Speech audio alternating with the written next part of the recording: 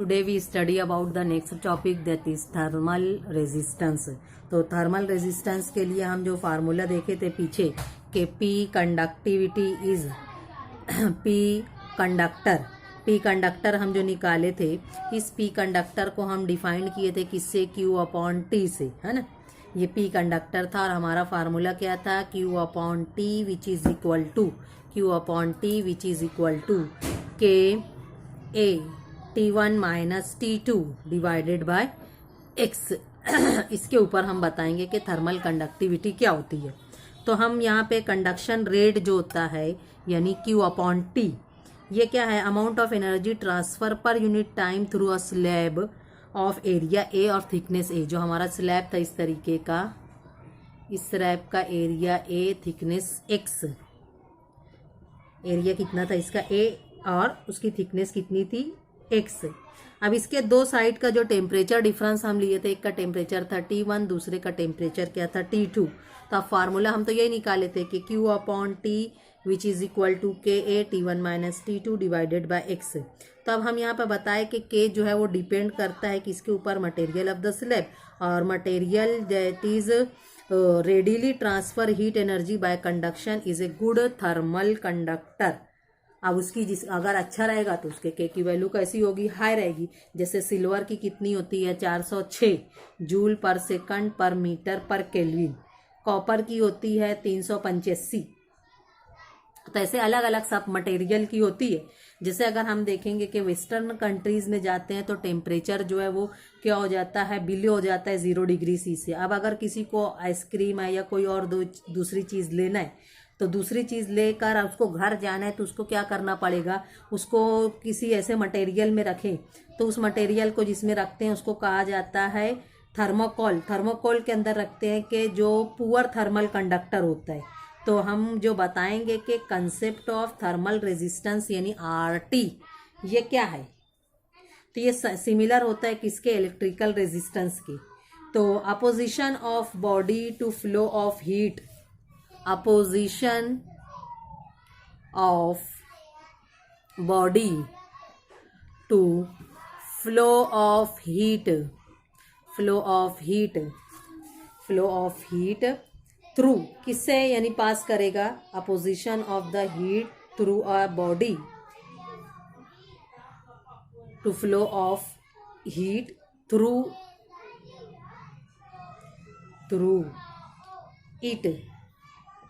it is called thermal resistance, और thermal resistance को denote किया जाता है किससे, RT से। थर्मल रेजिस्टेंस को किससे डिनोट किया जाता है, RT से। तो ये इसकी क्या हो गई, डेफिनेशन हो गई। अब जाहिर सी बात है कि अगर thermal conductivity of the material ये ज़्यादा रहेगी तो उसका जो क्या कम रहेगा, उसका थर्मल रेजिस्टेंस कम रहेगा। इसके वाइस वर्सा भी ले सकते हैं। तो इसको फार्मूला हम जो बनाएंगे वो कैसे हो जाएगा कि T1 minus T2 divided by P conductivity, क्योंकि P की वैल्यू क्या है, Q upon T which is equal to X upon K A. ये इक्वेशन को क्या किया गया, सिर्फ रीअरेंज किया गया। यानी हम इक्वेशन को कैसे लिखेंगे, P conductivity which is equal to K A T1 minus T2 divided by X।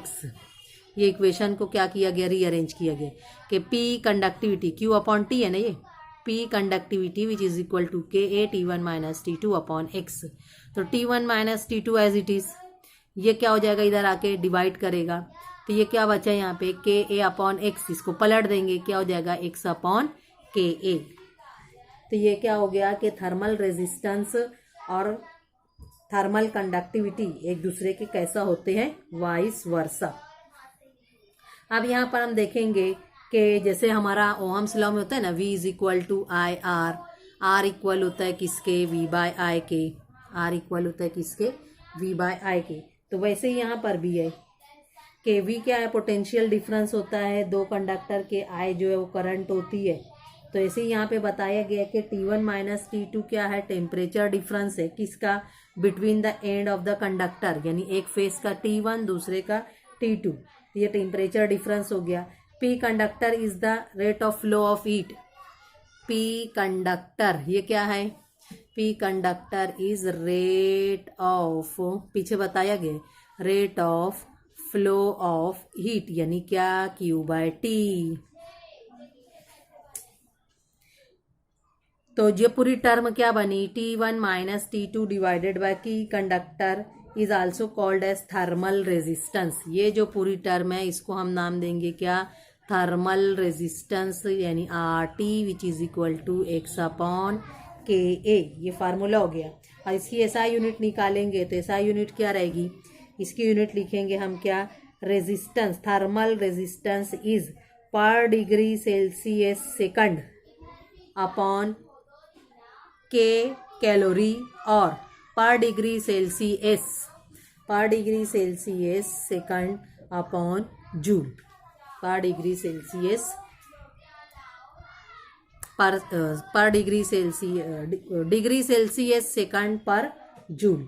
और its dimensional formula is, dimensional इसका क्या बनेगा?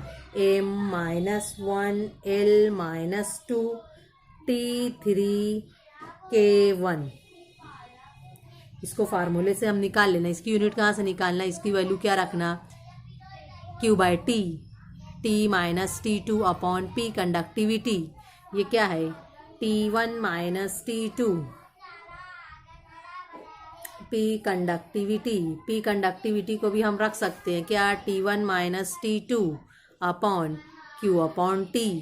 उससे ये यूनिट निकाली गई है, यूनिट यहाँ से निकाली गई, पर degree Celsius second per joule. तो ये क्या है कि अगर हम थर्मल कंडक्टिविटी यानी K की वैल्यू को क्या करेंगे? कम करेंगे, तो उसका थर्मल रेजिस्टेंस की वैल्यू क्या हो जाएगी? बढ़ जाएगी। यानी K को हम डिक्रीज करेंगे तो RT जो है वो क्या होगा? इंक्रीज होगा। अब ऐसा मटेरियल के जिसकी RT की वैल्यू कैसी हो? हाई हो, तो उसका जो क्या कहलाएगा? RT की वैल्यू जिसकी हाई रहेगी उस मटेरियल को हम क्या कहेंगे? कि वो पुअर थर्मल कंडक्टर है। पुअर थर्मल कंडक्टर है। और is a good thermal insulator,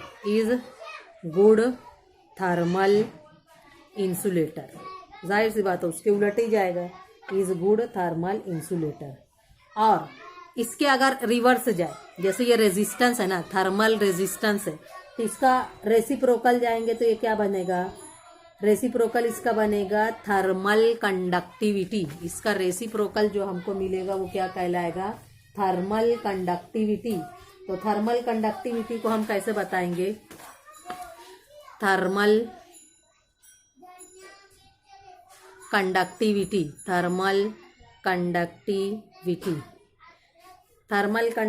यानी क्या? Reciprocal of RT। Thermal resistance का रेसिप्रोकल जो क्या बनेगा? Thermal conductivity. Reciprocal of thermal conductivity